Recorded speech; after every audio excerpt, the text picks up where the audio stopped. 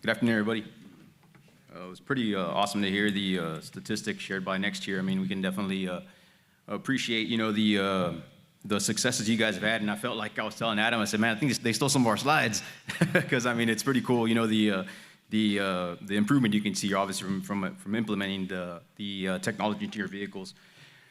So before I get started, I wanted to have a quick safety moment and remind everybody April is Distracted Driving Awareness Month, right? So we wanted to talk a little bit about driver distraction. This was an actual event that we had early on in 2023, and I'm going to play the video so you can kind of get an idea of what's going on and see what exactly contributed to the incident. Hope it plays.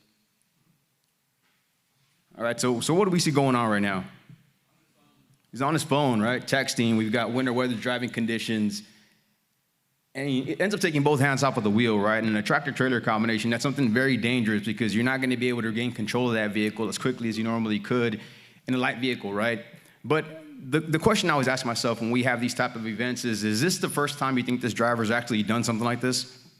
Probably not, right? And unfortunately, when we talk about behaviors, right, we've got activators, behaviors, and consequences, right? And too many times we get away with behaviors that we condition ourselves to believe that we're going to always get away with it, right? And when it comes to texting, unfortunately, we desensitize ourselves to it, right? And especially when we're driving. So, key takeaway, right, from this is again, right, we've talked a lot about distracted driving, but the main thing is to eliminate in-cab distractions, focus on the road, because again, right, it just takes that one change in conditions for that particular event to turn into something much more serious, right? Now, fortunately, in this event, the driver didn't get hurt, but again, right, we don't want to leave that window open, right? And with mobile phones, you've got the three different elements of distraction, right? You've got the visual, you've got the manual, and of course, you've got the cognitive, right? So very, very important just to put the phones away when we're driving.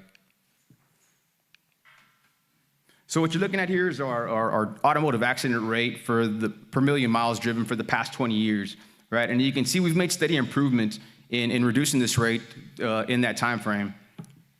Now, again, this improvement has been made possible through the training we deliver at our Kellyville Driving Center, both in classroom and over the road, on the driving range as well, where drivers get to practice head-on collision avoidance, skid control, what to do in the event of dropping the wheel, along with over-the-road assessments. Also through DriveSmart, which is our defensive driving program, similar to the Smith system or the 5 seating habits. Our commentary drives through the use of our driving simulators, which obviously give an employee an opportunity to drive in simulated road and weather conditions in a controlled environment. Through driving campaigns, both seasonal and trend-related, and through the use of life-saving rules and adoption of technologies, right? We've been using telematics in our vehicles since about the late 90s, right? And obviously we've transitioned into, the more and more taking advantage of the technology that's available with the telematics. We've also, of course, used ADAS and also applied different appliances within our training, much like the skid car we have outside, which hopefully you've got an opportunity to drive. It's a really cool device, and it obviously does, give you a good picture of, what skid control is and how you can prevent yourself from obviously coming to a skid. But despite our robust driver training program and the use of vehicle technologies, we were still having one too many crashes that resulted in a high fatality exposure. Every automotive crash can have catastrophic consequences. Risky driving behavior that led to crashes also resulted in large litigation claims. And ultimately, we were not performing at an SLB safe level, which for us is an automotive accident rate of per million miles driven of 1 or below.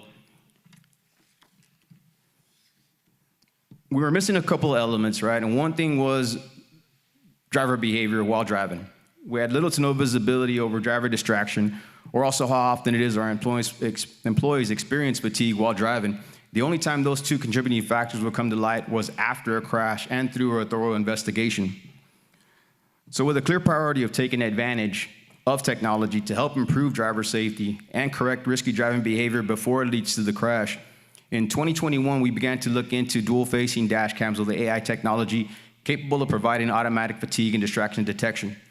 After an extensive pilot period in 2022 and being comfortable with the technology, we decided to implement this into all our vehicles in 2023. On the road, AI-based in-cab alerts alert drivers of risky driving behavior such as distraction, fatigue, cell phone usage, following distance, tailgating, and of course, imminent forward warning collision. The adoption of this technology has taken our driver safety program to the next level and has allowed us to be more proactive in addressing at-risk behavior before it leads to a crash. Now, the gentleman from Berkeley covered it pretty well. They said, they had some good, some bad, and some ugly. And, with us, obviously, after adopting this technology and having video cameras to video evidence to review, we did see some good. We saw a lot of good. Unfortunately, we did see some bad, and we saw some downright ugly. And when it comes to the good, we've been successfully able to avoid false claims through the use of video evidence, exonerating our drivers. In the past, a harsh brake or a harsh turn was just that, right? We had no evidence to help us understand if that harsh event was a result of risky driving behavior or if the driver was using evasive maneuvers to avoid a crash. All right, so having video evidence to review, we've been able to recognize drivers for their use of drive-smart techniques, further promoting good driving behaviors through positive recognition. The bad, unfortunately, it's been mentioned quite often here, is fatigue, right? Fatigue continues to be a challenge that we must address internally and externally. While we had success identifying fatigue-related events before they lead to a crash, unfortunately, we still suffered one too many fatigue-related crashes. The biggest challenge with fatigue is getting employees to understand the signs and symptoms and taking action before it leads to something much worse. Notifications are great, in-cab alerts are awesome, but again, it does require driver intervention. And the ugly, the distracted driver. During our early implementation phase, we realized very quickly that we had a systematic problem with in-vehicle distractions, specifically cell phone use.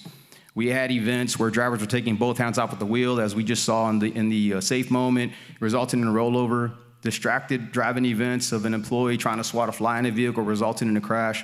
And many near misses as a result of, again, employees manipulating their phones or texting while driving.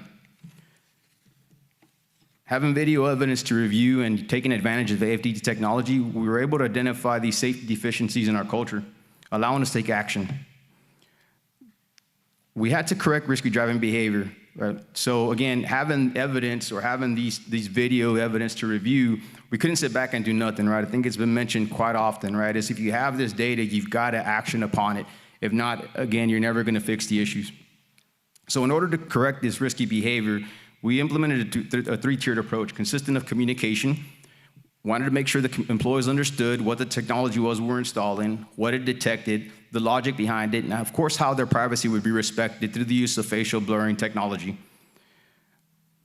Coaching, right? We didn't automatically go to accountability. We allowed employees to understand the events that were detected, whether it was mobile phone, whether it was following distance, and either coach, have them sit with the manager to understand what exactly triggered the alert, or through self-coaching as well, right?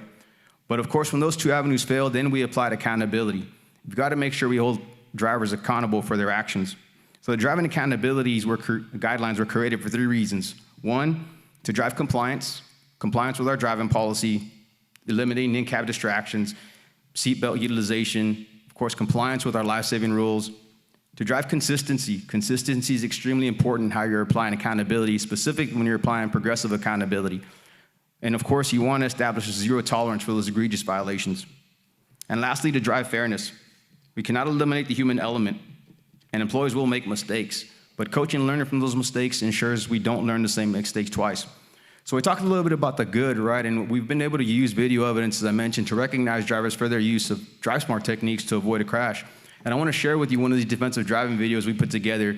And again, when we talk about defensive driving, we're not only talking about what's in front of you or the side of you, right? Also what's going on behind you. So one of the techniques we teach as part of DriveSmart is to always move your eyes and checking your mirrors every 5 to 8 seconds.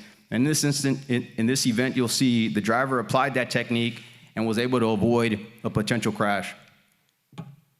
Oops, I don't know, I think the video didn't play. Go back to it. There you go.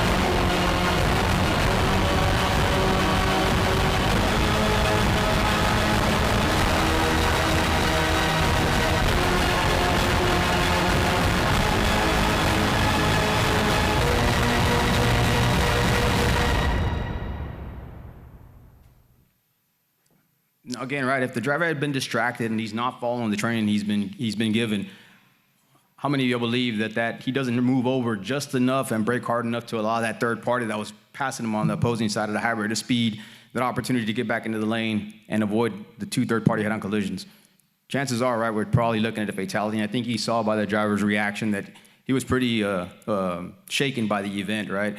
And in this instance, he had a split second to respond because, again, there wasn't very much of a shoulder, so he didn't have very much room to move over. So he moved over as much as he could, braked hard, and again, wanted to recognize the driver for his defensive driving ability. Typically, we have this video come through with facial blurring, as I mentioned, but for the purpose of this, of making sure, you know, that we got the full view of what the driver did to prevent that crash, he gave us the approval to go ahead and use it without facial blurring.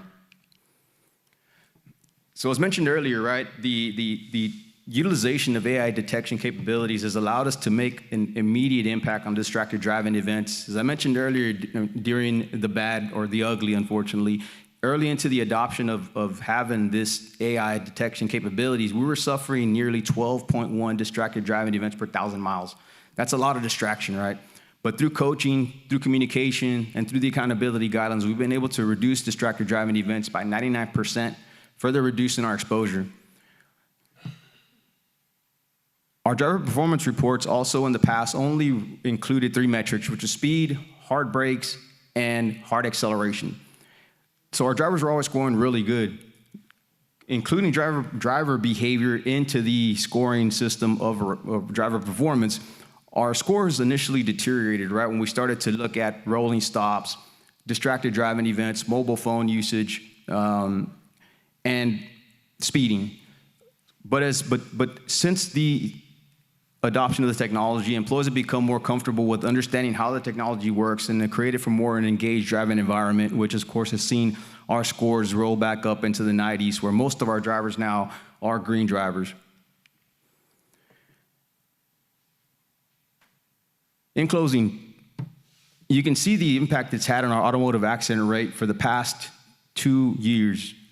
In Q1, we actually were at a record low AARM for a quarter, at closing at about a 0.60, which for us is pretty tremendous, right? And we're talking about driving in U.S. land. We average about 35 to 40 million miles driven a year, so it's a lot of exposure. So, you know, the different terrains, challenges we have when it comes to driving, again, right, has been not only, of course, we've reduced our exposure, but we've also created a more engaged driving environment for our employees. Thank you.